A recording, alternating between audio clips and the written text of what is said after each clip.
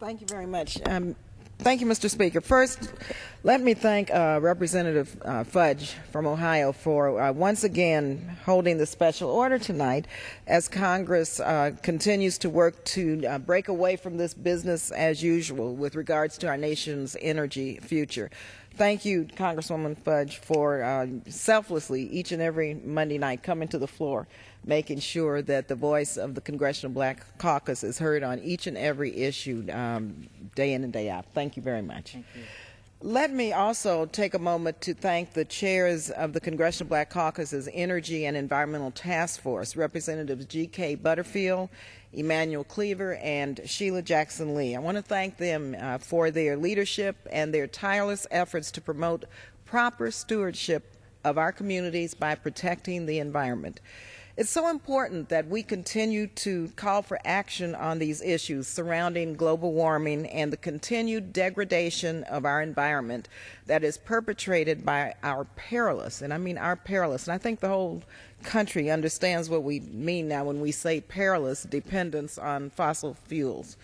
As I have said time and time again, there is no way that we can deny the interconnection between our stewardship of the environment and the state of the economy, public health, and our communities. The drastic acceleration of greenhouse gas emissions has often been concentrated in low-income and in minority communities, putting these vulnerable populations on the front lines, mind you, of the fight against environmental degradation and global climate change. In fact, 71% of African Americans live in counties in violation of federal air pollution standards. That's 71% of African Americans. And 78% live within 30 miles or within the toxic perimeter of a coal-fired power plant. This is shameful. Day after day, the communities in my district, for example, face the severe consequences of pollution, urban sprawl, and environmental injustice, which harshly affects people of color and low-income families. Sadly, this epidemic is hitting our children the hardest. Back home in my district, children growing up in West Oakland are 7 times, mind you, 7 times more likely to be hospitalized for asthma than the average child in California. None of us can afford to take this lightly. The health of our community and our neighbors affects us all. Simply put, climate change has and will continue to exacerbate the problems of poverty and inequality. Members of the Congressional Black Caucus Energy Task Force and myself recently wrote a letter to Chairman Waxman of the House Energy and Commerce Committee expressing support for comprehensive climate legislation and investments in the green economy. I won't read the letter in its entirety, Mr. Speaker, but I would like to ask for unanimous consent to insert the letter into the record. Without objection. Thank you.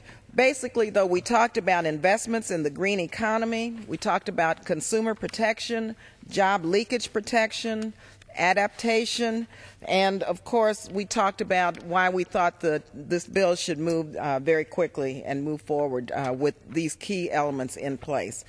In this letter, we also stressed the importance of shielding low-income households from price shocks to ensure that they do not bear a disproportionate burden as we transition to a low-carbon economy.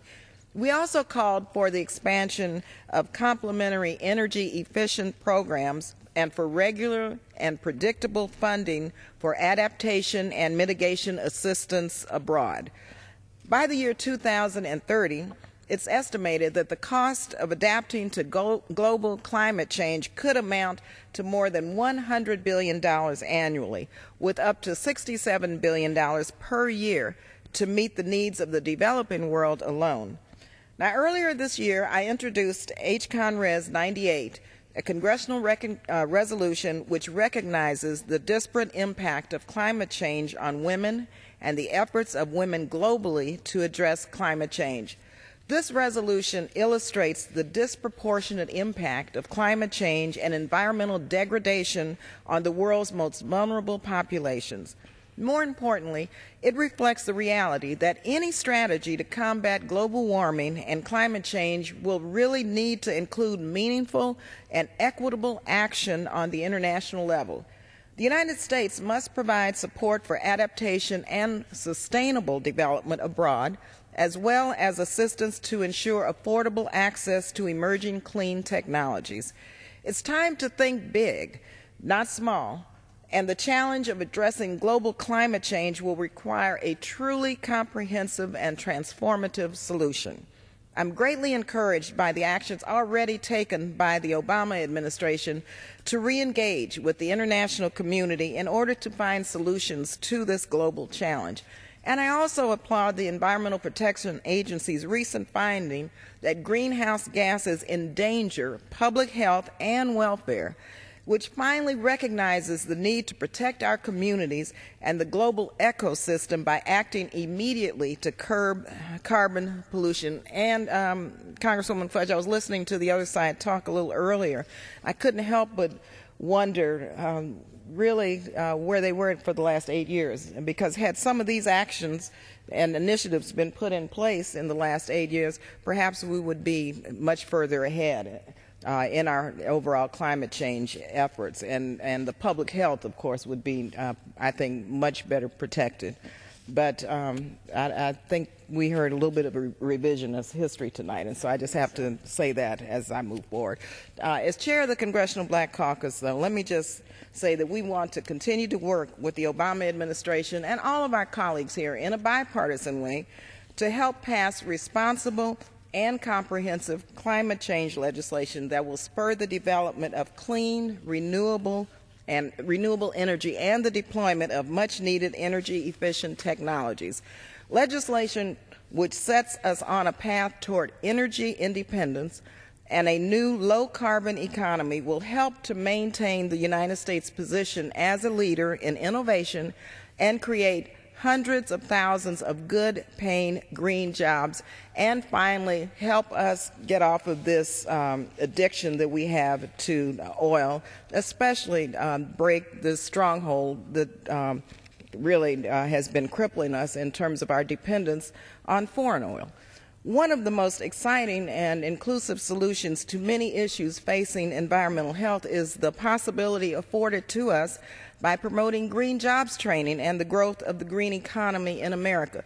And I'm very pleased to say that the President in his economic recovery package, which of course the other side I don't think mentioned tonight, included $100 million for green job training. We have to have people prepared for the new world, the new jobs that are going to be provided by this industry. And so $100 million would get us started on that path. But again, we have to look at this in a bipartisan way, and I hope that at some point we will. To that end, I recently reintroduced legislation entitled the Metro Economies Green Act, or the Mega Bill. This is H.R. 330. This establishes grant programs to encourage energy-efficient economic development and green job training and creation of green jobs. This legislation would also create a national institute to serve as a clearinghouse for best practices in order to facilitate the successful expansion of green jobs on a national scale. As the representative of California's 9th Congressional District, I would also just like to take a moment to recognize the role that California's East Bay is playing at the forefront of the green jobs industry and the green jobs movement.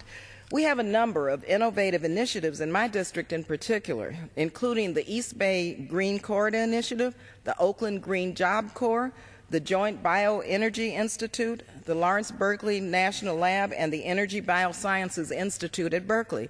I recently visited the Oakland Green Job Corps with a special advisor to President Obama on energy and climate change, Carol Browner, who's doing a fantastic job in this position, and also with Mayor Ron Dellums, who is providing tremendous leadership in this area. We visited the Oakland Green Job Corps to show the Obama administration really a groundbreaking example of green-collar jobs workforce development and what we're doing in Oakland in terms of preparing our young people for these jobs of the future. This is already up and running in Oakland, California.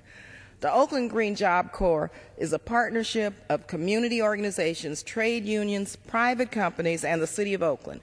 It provides Oakland with the necessary training, support our residents, Congresswoman, it provides Oakland's residents with the necessary training, support, and work experience to independently pursue these careers in the new energy economy.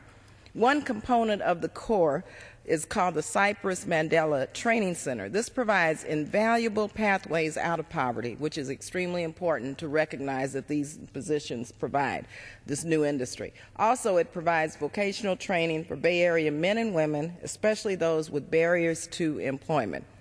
Green has already become the 5th largest industry in the nation. And with the proper support and funding, we will continue to see an explosion of innovation and the expansion of economic opportunities surrounding the green movement. There is no doubt in my mind that a greener future will lead to a more prosperous future for our communities, the nation, and the world. But it must be a movement that is inclusive of all and that leaves no community behind. So I urge my colleagues on a bipartisan basis to act swiftly to move America beyond its dependence on oil, address the climate crisis, and really help protect America's natural resources for our children's future.